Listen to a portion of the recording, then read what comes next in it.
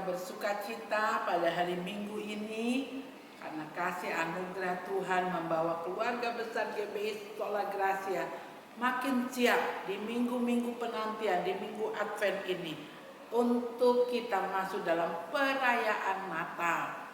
Bersama dengan gereja di dunia ini, kita akan sama-sama menaikkan pujian, hormat, kemuliaan karena Immanuel lahir, Allah beserta kita. Allah ada di tengah keluarga kita, di tengah keluarga besar GBI Sola Gracia. Allah juga ada di kota kita, di bangsa negara kita Indonesia. Sebelum kita membahas kebenaran firman Tuhan, mari kita satu dalam doa. Bapa di dalam surga, kami mengucap syukur untuk kebenaran firman yang akan kami terima. Kami mengucap syukur Engkau terus mengajar kami memaknai arti Immanuel, Allah hadir, Allah beserta kami. Biarlah ini bukan sekedar tema yang terpampang dalam perayaan-perayaan Natal yang kami hadir di dalamnya, tetapi Allah Immanuel, Allah beserta dengan kehidupan kami terjadi di tengah GBI Sola Gracia. Berikan pengurapan yang baru kepada hamba selaku gembala untuk menyampaikan firman-Mu kepada jemaat di rumah, sehingga kami boleh sama-sama mengerti, memahami firman Tuhan, dan hakikat dari firman Tuhan menjamah pribadi kami masing-masing. Haleluya, haleluya, amin. Saudara yang kekasih, kita masih membahas Allah Immanuel di dalam pembahasan Matius 1 ayat 23 yang diangkat menjadi tema nasional oleh PGI, KWI, dan juga oleh Sinode Gereja Betel Indonesia. Dan saya selaku gembala berharap bahwa kita bukan sekedar mengusung itu menjadi tema, tapi benar-benar Allah Immanuel, Allah beserta kita, Allah menyertai kita terjadi dalam kehidupan pribadi, dalam kehidupan keluarga, dan dalam kehidupan bermasyarakat. Saudara, kita akan melihat tentang Allah Immanuel ini yang di Alkitab ditulis sebanyak 106 kali. Allah beserta kita, Allah menyertai kita. Dalam Alkitab Perjanjian Lama dan Perjanjian Baru ada 106 kata yang mengungkapkan bahwa Allah ada bersama dengan umatnya. Nah, yang kita mau lihat adalah makna penyertaan Tuhan. Mari kita akan merenungkan dari kisah dalam Hakim-Hakim 16. Hakim-Hakim 16 ini bicara tentang Gideon diangkat menjadi hakim. Ya, ini cerita diawali dari ayat pertama. Orang Israel melakukan apa yang jahat di mata Tuhan.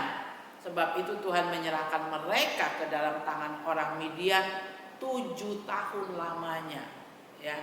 Dan selama itu orang Midian berkuasa atas orang Israel. Karenanya mereka Israel menjadi takut kepada orang Midian. Orang Israel membuat tempat-tempat perlindungan sembunyi di goa-goa di gunung-gunung, ya. Lalu dalam ayat yang ketiga dikatakan setiap kali orang Israel selesai menabur, datanglah orang Midian, orang Amalek, dan orang-orang dari sebelah timur. Lalu maju mendatangi mereka, ya, dan mereka datang berkemah, membawa ternaknya, hewannya, merusak semua yang ditanam oleh orang Israel. 7 tahun Tuhan mengizinkan masalah itu terjadi, ya. Dan pada akhirnya di ayatnya yang ke-11, ya, saya mau ajak kita melihat ayat yang ke-11. Nanti saudara baca keseluruhannya. Kemudian datanglah malaikat Tuhan dan duduk di bawah pohon tarbatin di Ofra, kepunyaan Yoas, orang Abiezer itu. Sedang Gideon anaknya mengirik gandum dalam tempat pemerasan anggur agar tersembunyi bagi orang Midian. Jadi Israel dibayang-bayangi, selalu dikejar-kejar, ya, diintimidasi, dirusak semuanya, maka Israel tinggal di gua-gua sembunyi. Dan ini sedang terjadi juga di ayat yang ke-11 kepada Bapak Abiezer, ya, yang punya anak bernama Gideon. Nah, Singkat cerita, malaikat Tuhan menampakkan diri kepadanya dan berfirman kepadanya demikian, Tuhan menyertai engkau, ya pahlawan yang gagah berani. Saudara bayangkan kalau saudara jadi Gideon, sedang sembunyi di goa karena takut dengan orang Midian, orang Amalek. Tiba-tiba malaikat Tuhan datang lalu memberikan salamnya, Tuhan menyertai engkau, Immanuel, ya pahlawan yang gagah berani. Ini bertolak belakang dengan keadaan sesungguhnya, ya. Gideon bukan yang gagah berani, dia dalam persembunyian, dia dalam ketakutan. Bahkan dia tidak merasakan Allahnya hadir menyertai dia. Tapi malaikat datang dan mengatakan, Tuhan menyertai engkau, ya pahlawan yang gagah berani. Kontras sekali dengan keadaan yang realnya pada saat itu. Maka dalam ayatnya yang ke-13, jawab Gideon kepadanya, Tuanku, jika Tuhan menyertai kami, mengapa semuanya ini menimpa kami? Di manakah segala perbuatan-perbuatannya yang ajaib yang diceritakan oleh nenek moyang kami kepada kami? Ketika mereka berkata, bukankah Tuhan telah menuntun kita keluar dari Mesir? Tetapi sekarang Tuhan membuang kami dan menyerahkan kami ke dalam cengkeraman orang Midian. Ya, malaikat datang mengatakan, Tuhan menyertai engkau, Immanuel, ya pahlawan yang gagah berani. Lalu Gideon koreksi diri dong. Saya lagi dalam goa, saya dalam ketakutan, saya sembunyi, bangsa Israel ditekan oleh orang Midian. Malah Gideon katakan kepada malaikat, Tuhan, di mana Allah menyertai kami? Seperti yang diceritakan nenek moyang kami waktu keluar dari Mesir. Ada pembelaan, ada penyertaan, ada tiang awan, ada tiang api. Sekarang kami ini kenapa diserahkan kepada orang Midian? Ya. Yang pertama kita mau belajar, ketika Immanuel, Allah menyertai kita. Penyertaan Allah tidak membuat segalanya menjadi mudah, tetapi menjadi indah. Ya, kenapa bisa kita bilang indah pada waktunya? Itu karena Immanuel, Allah menyertai. Allah menyertai bukan berarti keadaan aman, nyaman, tentram, damai. Ada hal yang Allah izinkan. Lalu kita berseru kepada Dia, kita menerima bahwa Dia Allah beserta kita. Ya, ada dalam penderitaan kita. Maka apa yang terjadi? Pertolongan Tuhan akan dinyatakan. Ya, penyertaan Allah tidak membuat segalanya menjadi mudah, tetapi menjadi indah. Ya, dikatakan kemudian tadi di dalam ayatnya yang ke-11, datanglah malaikat Tuhan dan duduk di bawah pohon terbatin di Ofra. Ya, malaikat Tuhan duduk di bawah pohon ini artinya apa? Allah menyertai bangsa Israel, tapi tidak berarti kemudian bangsa Israel bebas dari permasalahan. Mereka tetap mengalami ancaman demi ancaman, peperangan demi peperangan, bahkan hambatan demi hambatan. Tetapi malaikat hadir di sana, utusan Allah. Allah menyertai engkau. Jadi kalau hari ini saudara sedang ada masalah, ya, jangan cepat-cepat mengatakan Allah tidak ada. Immanuel ini di mana? Koreksi diri. Ayat pertama tadi dikatakan apa? Mengapa Tuhan izinkan itu? Karena bangsa Israel tidak takut lagi kepada Tuhan. Karena bangsa Israel menyakiti hati Tuhan, maka Tuhan menyerahkan mereka ke orang Amalek. Jadi saudara perhatikan baik-baik. Ayat pertama, tetapi orang Israel melakukan apa yang jahat di mata Tuhan. Terkadang masalah terjadi karena pemberontakan kita kepada Tuhan. Terkadang masalah terjadi karena pelanggaran kita kepada Tuhan. Tapi tidak jarang juga masalah terjadi, Tuhan mau menguji ketaatan, kesetiaan, dan kesabaran kita. Allah Immanuel tetap ada dalam hidup saudara dan saya. Yang kedua kita mau belajar adalah penyertaan Allah tidak menghilangkan masalah. Wah, mengerikan ya. Jadi Immanuel, Allah beserta kita, penyertaannya tidak menghilangkan masalah. Itu bisa saja terjadi. Ya, makanya Gideon bilang, Tuhanku, jika Tuhan menyertai kami, mengapa semuanya menimpa kami? Di mana segala perbuatan ajaib yang diceritakan nenek moyang kami? Ya, selama kita hidup di dunia, masalah akan tetap ada. Bukan karena saudara jadi pengikut Kristus lalu bebas hambatan, ya. Tidak, Tuhan izinkan selama kita hidup masalah itu ada. Masalah yang sepele saja, masalah untuk kebutuhan makan, minum, apa yang kita pakai, atap rumah yang kita tinggal di dalamnya, masa depan pendidikan, ya, masalah kesehatan, masalah banyak Tuhan izinkan, ya. Selama kita hidup di dunia, masalah akan tetap ada. Terkadang bahkan Tuhan memakai masalah untuk mendidik dan mendewasakan kita. Juga untuk melatih kekuatan iman kita. Terkadang masalah juga dipakai Tuhan untuk mengingatkan kita akan hal-hal yang salah yang telah kita lakukan. Masalah juga seringkali Tuhan pakai untuk menyadarkan kita untuk terus menaruh harap hanya kepada Tuhan. Seorang atlet yang baik, yang berprestasi, ya, bukan begitu habis meraih piala selesai. Untuk ke event selanjutnya, dia harus tetap menjaga stamina tubuhnya. Bahkan dia harus menjaga pola makan, pola istirahat, pola berlatih dengan baik. Latihan-latihan juga diberikan dengan ukuran takaran sesuai dengan usia, sesuai dengan di bidang apa olahraga mereka.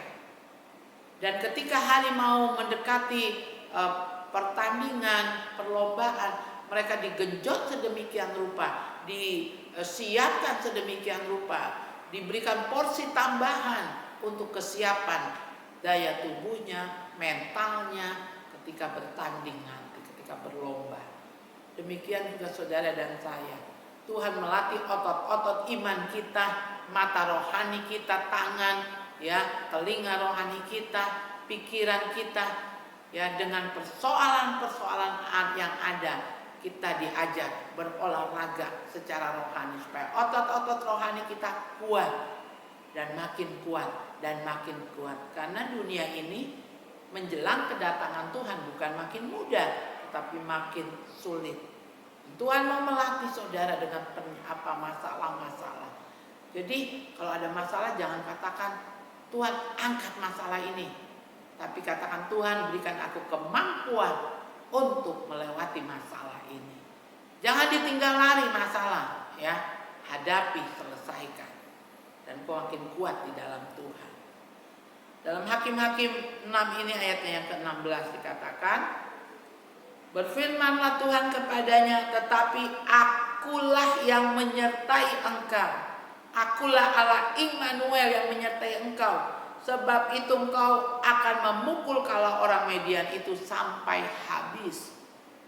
Ya, akan ada waktunya saudara berkemenangan. Yang ketiga, penyertaan Tuhan akan menjamin kita dapat menyelesaikan permasalahan. Tadi ayat yang ke-16 dikatakan, tetapi akulah yang menyertai engkau, Immanuel, Allah beserta dengan bangsa Israel. Sebab itu bangsa Israel akan memukul kala orang Median itu sampai habis. Ada kalanya Tuhan membiarkan masalah kita hadapi sendiri dalam keadaan pengawasan mata Tuhan, pengawasan malaikat Tuhan. Kita berperang, kita menyelesaikannya, kita jadi pemenang. Tetapi ada kalanya Tuhan perintahkan seperti ayat yang ke-16, akulah yang menyertai engkau, sebab itu engkau akan memukul kala orang Median itu sampai habis tidak tersisa. Maka jawabnya, jika sekiranya aku mendapat kasih karunia di matamu, maka berikanlah kepadaku tanda bahwa engkau sendirilah yang berfirman kepadaku, kata Gideon. Ya. Ayatnya yang ke-18, janganlah kiranya pergi dari sini sampai aku datang kepadamu membawa persembahanku dan meletakkannya di hadapanmu.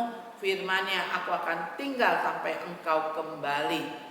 Maka masuklah Gideon ke dalam lalu mengolah seekor anak kambing dan roti yang tidak beragi dan dari seefah tepung, ditaruhnya daging itu ke dalam bakul dan kuahnya ke dalam periuk, dibawanya itu kepadanya di bawah pohon terbatin, lalu disuguhkannya. Berfirmanlah malaikat Allah kepadanya, ambillah daging dan roti yang tidak beragi itu, letakkan di atas batu ini, curahkan kuahnya. Maka diperbuatnya demikian, dan malaikat Tuhan mengulurkan tongkat yang ada di tangannya, dengan ujungnya disinggungnya daging dan roti itu, maka timbullah api dan batu itu dan memakan habis daging dan roti itu. Kemudian hilanglah malaikat Tuhan dari pandangannya. Maka tahulah Gideon bahwa itulah malaikat Tuhan. Lalu katanya, celakalah aku, Tuhanku Allah, sebab memang telah kulihat malaikat Tuhan berhadapan muka.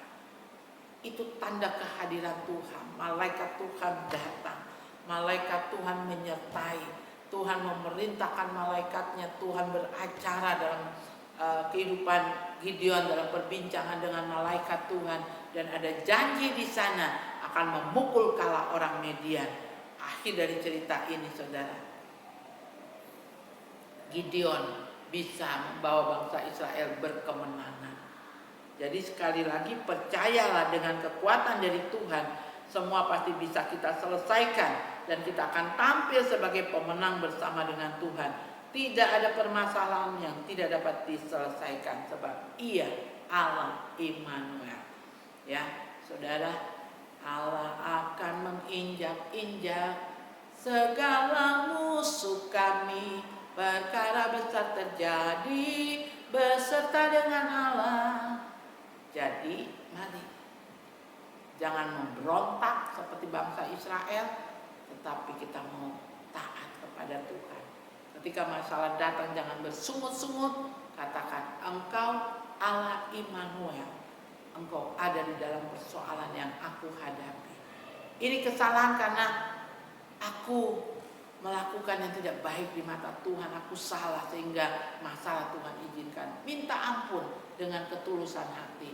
Tuhan tidak menghina hati yang hancur, yang remuk di hadapannya, tapi Tuhan akan membalut, ya, bulu yang terkulai tidak akan dipatahkannya, sumbu yang mau padam tidak akan dia bikin gosok, hangus, habis, mati total.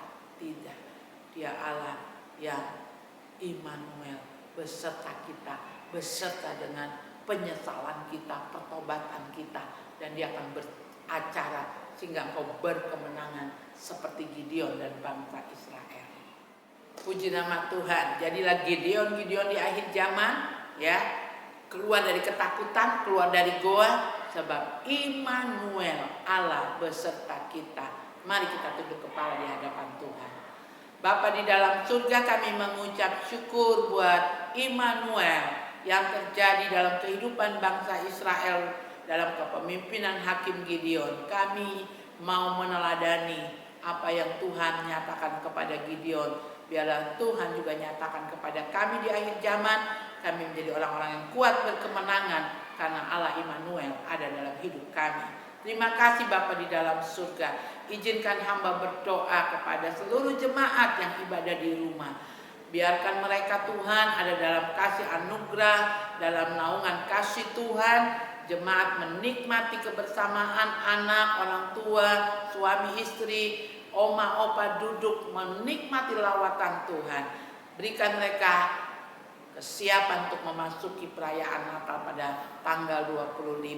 Siapkan hati mereka, pikiran mereka Tuhan. Dan kami berdoa Bapa di dalam surga untuk jemaat yang ibadah di gereja. Engkau juga lawan, Engkau menyertai. Biarlah kami akan pulang, kami akan menutup ibadah ini. Yang di gereja kembali ke rumah masing-masing, yang ibadah di rumah kami menutup ibadah ini dengan rasa syukur. Hakikat Allah Immanuel ada pada kami.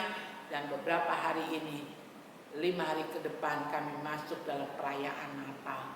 Berkati Tuhan persembahan yang diberikan, yang ditransfer, yang dititipkan ketika hamba-Mu Richard mengantar warta jemaat. Berkat-berkat Tuhan yang langsung dibawa ke gereja, semua Tuhan perhitungkan. Persepuluhan juga ya Bapak yang dikembalikan, yang ditransfer, Engkau memperhitungkannya. Engkau memberkati jemaat-Mu. Penyertaan Tuhan ada dalam pekerjaan jemaat dan dalam kehidupan mereka. Kami berdoa buat jemaat yang sedang sakit, Tuhan jamah yang berobat di luar, yang sedang menjalani masa pemulihan karena corona, Engkau juga memberkati program boleh diselesaikan. Dan Bapak yang sedang perjalanan dinas, Tuhan juga tolong pada perayaan Natal boleh kumpul bersama dengan keluarga. Berkati keadaan kota kami, Provinsi Papua, bangsa negara kami Indonesia. Kami mengucap syukur Tuhan untuk vaksin yang sudah tiba dan pengumuman secara resmi oleh Presiden, arahan Presiden pada waktunya vaksin ini akan diberikan secara gratis ya Tuhan. Kami percaya Bapa di surga, Engkau ada atas bangsa kami. Engkau ada dalam permasalahan yang sedang diselesaikan di tengah kehidupan bermasyarakat, baik di kota ini, di tanah Papua, bahkan di bangsa negara kami Indonesia. Berkati Sinode Gereja Betel Indonesia. Biarlah lewat Gereja Betel Indonesia, persekutuan yang manis dengan Engkau dan sesama anggota tubuh Kristus boleh dinyatakan di atas muka bumi ini. Terpujilah nama Tuhan Yesus Kristus. Pada akhirnya jemaat, mari arahkan hidupmu kepada Tuhan.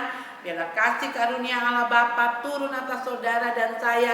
Kasih Tuhan Yesus Kristus dalam persekutuan Roh Kudus-Nya menyertai kita dari hari ini, tiap-tiap waktu sampai selama-lamanya. Immanuel, Allah beserta kita. Puji nama Tuhan, kita sudah diberkati dalam ibadah. Ada pesan pengembalaan yang ingin saya sampaikan kepada jemaat di rumah, bahwa 4 hari ke depan kita akan masuk dalam ibadah malam kudus pada tanggal 24 ya. Kita akan beribadah di gereja dimulai jam 6 sore. Saudara, kerinduan saudara untuk ibadah di malam kudus bersama keluarga, saudara daftarkan diri bersama anggota keluarganya. Kalau 8 orang bilang 8 orang kami akan ibadah di gereja. Tapi tetap perhatiannya untuk anak-anak usia di bawah 12 tahun ya. Apalagi kalau dia masih usia balita itu tetap tidak diperbolehkan dibawa di gereja ya. Jadi saya memberi batasan ini, selama ini semua sudah berjalan dengan baik. Jangan sampai di saat kita memperayaan Natal, kita justru melanggar semuanya. Demikian juga pada tanggal 25 ya, kita tetap ibadah jam pertama jam 8 dan jam kedua jam 10. Tetap daftarkan diri ya. Saya mempersilakan saudara membawa anggota keluarga dan sesuai dengan protokoler yang ada, tetap dipatuhi.